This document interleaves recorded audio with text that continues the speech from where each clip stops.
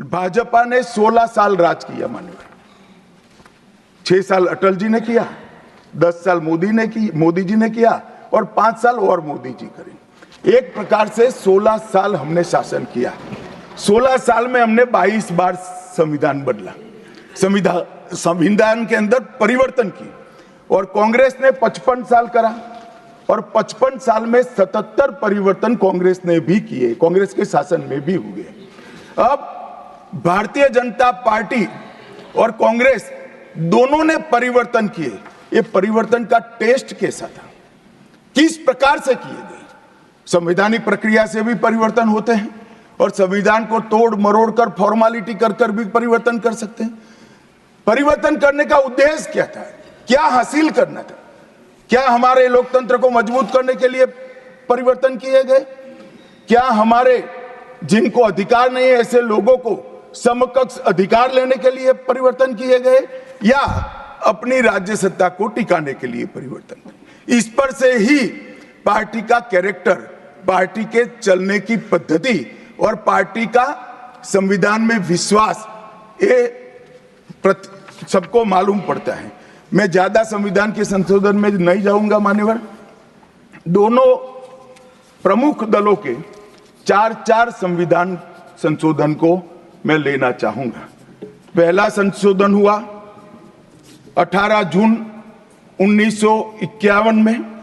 संविधान सभा ने ही ये संशोधन करना पड़ा, क्योंकि संविधान बनाने के बाद, संविधान स्वीकारने के बाद आम चुनाव में जाने तक का भी धैर्य कांग्रेस पार्टी में नहीं था।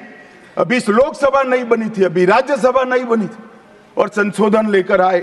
अब उसका उद्देश्य क्या था? 19A जोड़ा गया। 19A जोड़ा गया, वो किस लिए जोड़ा गया? अभिव्यक्ति की आजादी पर स्वतंत्रता को, अभिव्यक्ति की आजादी, अभिव्यक्ति की स्वतंत्रता को कर्टेल करने के लिए पहला सुधार आया। और किसने किया मान्यवर? उस वक्त प्रधानमंत्री कौन था? श्रीमान जवाहरलाल नेहरू उस वक्त प्रधान। मान्यवर, मेरा लंबा अनुभव है आजकल करते हुए। मुझे 30 साल हो गए विधानसभा और लोकसभा राज्यसभा में बैठे हुए। संसद में भाषण करने का मेरा अनुभव है मान्यवर। वो विरोध तभी कर सकते हैं जब मेरी बात सच न हो। अगर मेरी बात सच नहीं हो तो बताए वो संविधान संशोधन नंबर 1, अब सुनिए, संविधान संशोधन नंबर 1 वो अभिव्यक्ति की आजादी को कर्टेल करने के लिए ही लाया गया था और जवाहरलाल नेहरू के लिए लाया गया। मान्यवर, 24वां संविधान संशोधन, 24वां संविधान संशोधन जवाहरलाल नेहरू जी की सुपुत्री इंदिरा जी उस वक्त प्रधानमंत्री थी। पार्टी तो वही सत्ता में थी, कांग्रेस पार्टी। 5 नवंबर 1971 को संविधान में संशोधन किया गया, 24वां संशोधन। और संविधान संशोधन के माध्यम से संसद को मौलिक अधिकार, नागरिकों के मौलिक अधिकार कम करने का अधिकार दे दिया। तो एक प्रधानमंत्री कांग्रेस पार्टी के अभिव्यक्ति की स्वतंत्रता का टेल करते हैं, दूसरे प्रधानमंत्री उसी परिवार से आते हैं, वो नागरिकों के मौलिक अधिकार को कर्टेल करने का अधिकार लेते हैं। और 39वां संविधान संशोधन अब तो इंतहाई कर दी मान्यवर, सब सीमाओं को पार कर दिया। मान्यवर, आप तो अधिवक्ता रहे हैं।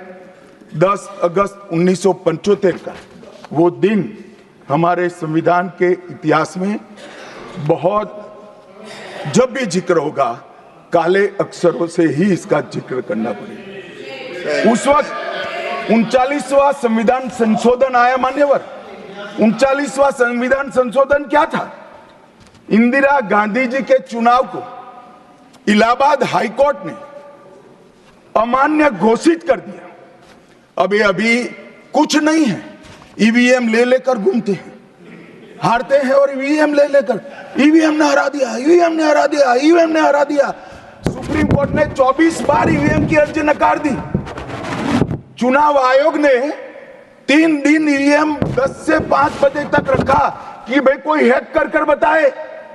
कोई नहीं गया, सुप्रीम कोर्ट में कोई नहीं गया, और हारते हैं तो ईवीएम का दोष निकालते। मान्यवर, एक ही समय, एक ही दिन 2 परिणाम घोषित। एक महाराष्ट्र में सुपड़ा साफ हो गया, जो जनादेश के साथ द्रोह किया था, इसका दंड महाराष्ट्र की जनता ने दिया, और दूरबीन लेकर दिखाई नहीं पड़ते, और उसी दिन वो झारखंड में जीते। तो महाराष्ट्र में ईवीएम खराब है और झारखंड में टप से जाकर नए कपड़े पहनकर शपथ ले ली। अरे भाई, जरा तो शर्म करो, जनता देख रही है। एक जगह ईवीएम सही है, एक जगह ईवीएम खराब है। मान्यवर, ऐसा कैसे हो सकता है? और मान्यवर, यहां पर इलाहाबाद हाईकोर्ट ने इंदिरा गांधी जी के चुनाव को निरस्त कर दिया, अमान्य किया, और उन्होंने संशोधन से प्रधानमंत्री पद की न्यायिक जांच पर भी प्रतिबंध लगा दिया। आपको जो करना है वो करो, कोई न्यायिक जांच नहीं है। ये अभी जो अधिकारों की गुहार लेकर घूमते हैं मेरे कम्युनिस्ट भाई, मैं उनको पूछना चाहता हूं, किसके साथ बैठे हो? किसके साथ बैठे हो? रात को अंधेरा कर अपनी आत्मा को टटोलना भैया, मालूम पड़ेगा। और ये संविधान संशोधन मान्यवर रिट्रोस्पेक्टिव इफेक्ट से किया गया कि पुराना भी मुकदमा है तो वो खारिज हो जाएगा। कभी ऐसा होता है? हमारे प्रधानमंत्री तो कहते हैं मैं प्रधानमंत्री नहीं हूं, प्रधान सेवक। और कोई कहता है कि मुझ पर मुकदमा नहीं हो सकता, मैं शासक हूं, शासक के खिलाफ उंगली नहीं उठाई जाती। भले संविधान ने अधिकार दिया, वो अधिकार हम समाप्त कर देते हैं। और मान्यवर, ऐसे ऐसे सुधार किए।